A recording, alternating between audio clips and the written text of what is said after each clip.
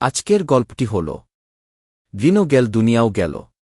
ইবনুল কাইয়িম আল জাওজিয়াহ রহিমাহুল্লাহ বর্ণনা করেন, ইহা বর্ণিত হয়েছে যে মিশরে একজন মুমিন ব্যক্তি ছিল যে মসজিদের দেখভাল করত এবং মুয়াজ্জিন হিসেবে কাজ করত। তার ইবাদাহ ছিল প্রশংসনীয়।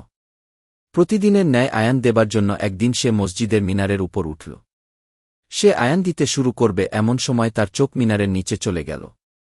সেখানে সে এক অতীব সুন্দরী মেয়েকে আবিষ্কার করল। হেঁটে চলা মেয়েটির দিক থেকে সে যেন চোখ ফেরাতে পারছিল না। সে ভুলে গেল সে কি উদ্দেশ্যে মিনারে দাঁড়িয়েছিল। সে মিনার থেকে নেমে উক্ত মেয়েটিকে অনুসরণ করতে লাগল। এভাবে পথ চলতে চলতে মেয়েটি তার বাড়িতে পৌঁছে গেল। মেয়েটি যখন তার ঘরে প্রবেশ করবে তখন পেছন ফিরে উক্ত যুবককে দেখে চমকে উঠল এবং জিজ্ঞাসা করল, তুমি কে আর এখানে কি চাও?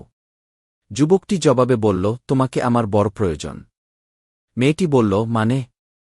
যুবকটি বলল, তোমার রূপ আমাকে মুগ্ধ করেছে, আমার অন্তর তোমার কাছে বন্দী হয়ে গেছে। মেয়েটি বলল, অসামাজিকভাবে আমি তোমার এরূপ ইচ্ছায় সায় দিতে পারব না। একথা শুনে যুবকটি উক্ত মেয়েকে বিয়ের প্রস্তাব দিল।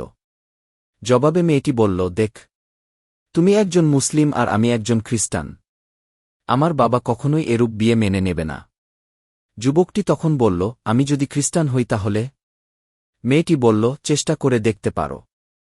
একথা শুনে যুবকটি ইসলাম ছেড়ে খ্রিস্টান ধর্ম গ্রহণ করল।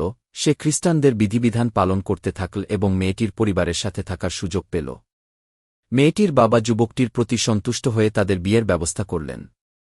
বিয়ের দিন যুবকটিকে কোনো এক কাজের জন্য ঘরের ছাদে উঠতে হয়।